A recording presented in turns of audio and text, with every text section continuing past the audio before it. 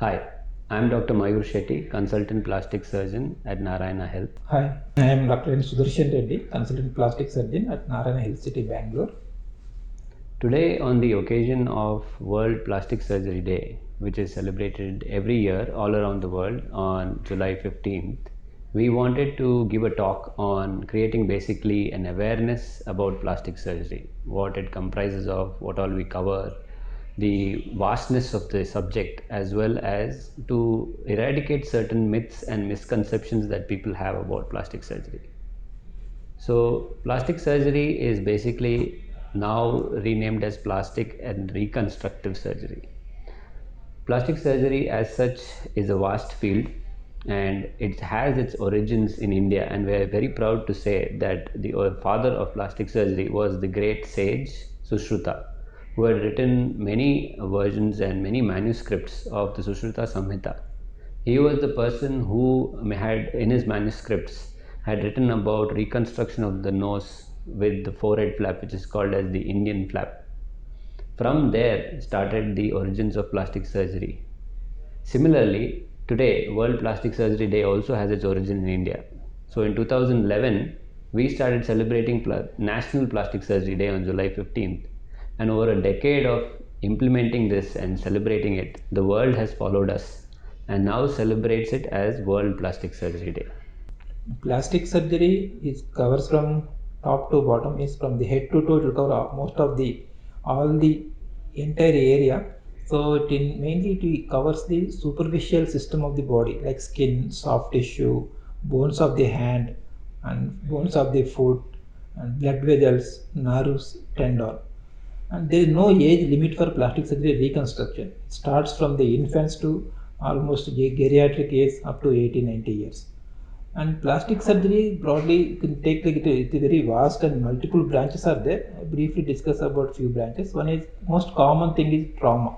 Any trauma, there may be injury to the body involving skin, soft tissue, bones, tendons, nerves, and all.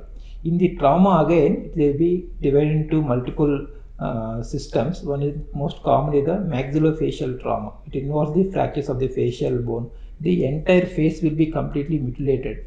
So once we plastic surgeons, we treat all the facial bone fracture, fixation, and whatever the deformities after the trauma will correct it. And the same time, hand trauma also very commonly we encounter in the society.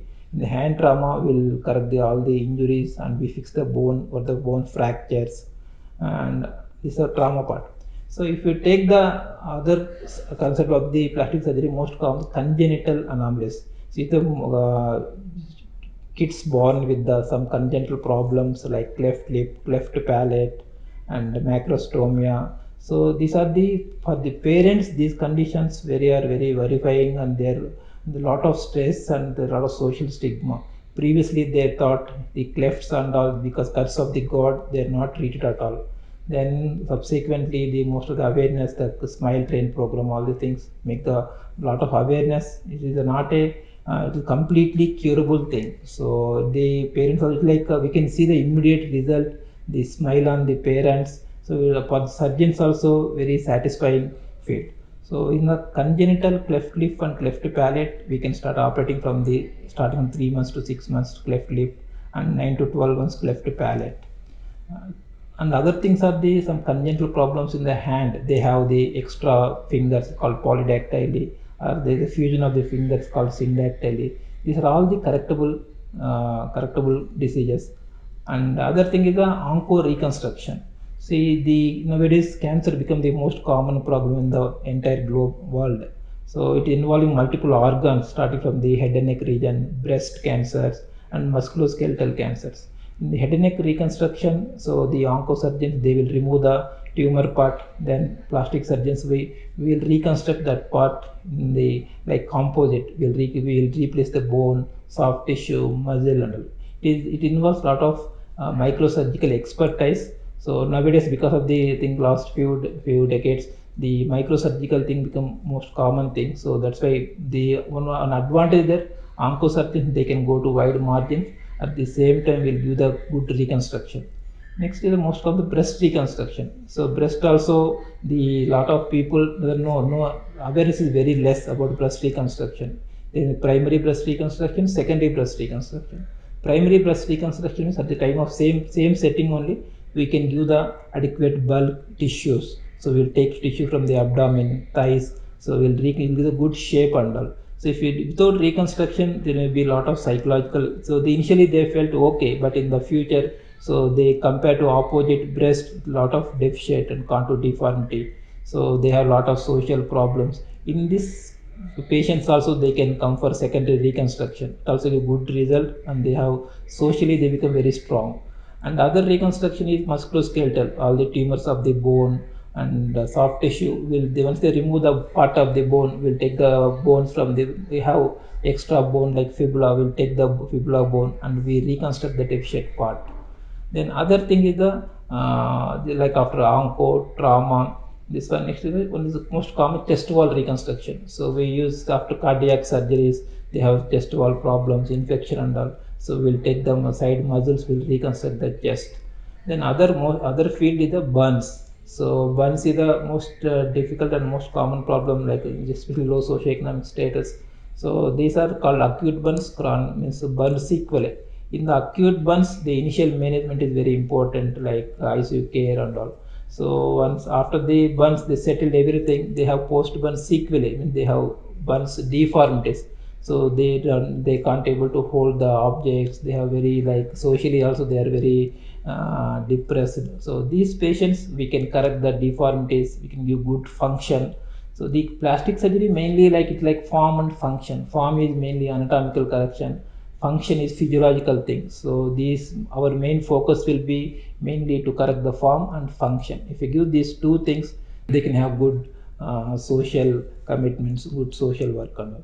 So last part is the cosmetic thing. So people think plastic mainly is the cosmetic surgery. So that my colleague Dr. Mayur will speak that one.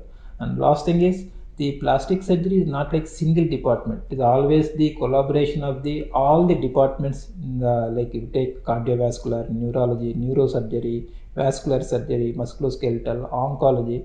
So all the depart will work with together to all the departments and collaboration with their cooperation is very important. Cosmetic surgery covers facial aesthetics, which means the rhinoplasties or nose jobs, the correction of the ear deformities, blepharoplasties, that is eyelid rejuvenation, as well as Botox fillers and non-surgical techniques to just reverse the signs of or the changes that happen with aging. The other things when it comes to the body is mommy makeover. Mommy makeover includes everything to reverse all the changes that happen with pregnancy. This can be with the breast, wherein we do either augmentations or reductions or lifts of the breast, because all these changes happen with breastfeeding and pregnancy. The other thing is the tummy tuck or abdominoplasty, where the bulging abdomen is tightened and the excess skin is contoured to give them back the shape they had in the pre-pregnancy days. Other than this, body contouring as such, we use devices such as Vaser and radio frequency skin tightening to give the best results, wherein we contour all the areas of the body such as the arms, the thighs, the torso, and as well as the legs and the calves to give them the shape that they desire. So cosmetic surgery basically covers all parts of the body to give them the shape and appearance that the patient desires. Now, in addition to this, plastic surgery also has had a lot of recent advances. So, a person having, we do a lot of transplant procedures in plastic surgery too.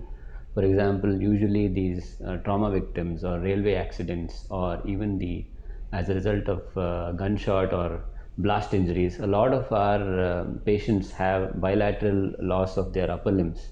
Here we do something called as hand transplant, wherein we use the hand just like a liver transplant is done for a person with a liver disease. In this case, we do a hand transplant wherein we take the hand from a brain dead patient who has undergone all the formalities for a limb donation or an organ donation, and we transplant that to the person who needs it, so that the person can function normally and have the sensations and daily activities that he used to have before. Similarly, the most recent advance in transplant and plastic surgery is facial transplant, wherein there are a lot of burns victims or people who have had some trauma because of gunshot injuries who have undergone multiple procedures but still are not able to express themselves or even take food normally through their mouth. These patients, we do a complete face transplant wherein we use the face as an organ from a donor and transplant it onto the person who requires it. This requires a combination of a lot of departments, and this is one of the most recent advances of plastic surgery. So today on Plastic Surgery Day, we are here basically to eradicate myths and also create awareness, because even though it is not a very new field, the awareness among lay people and even among my colleagues, that is doctors themselves, be it specialists or super specialists, is very less. So it is important that we all understand what all this subject covers, this specialty covers, because it is applications, just like my colleague said, from the head to toe.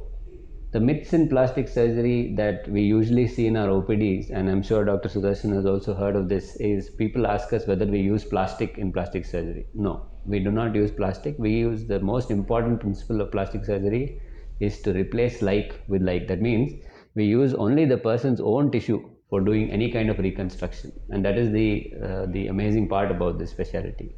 The second misconception is that plastic surgery is only about cosmetic. And just like my colleague said, Dr. Sudarshan said that we cover everything from head to toe, everything to do with reconstruction, bones, soft tissue, muscles, everything. So it is not just cosmetic surgery that comprises plastic surgery, even though it is an important part of it.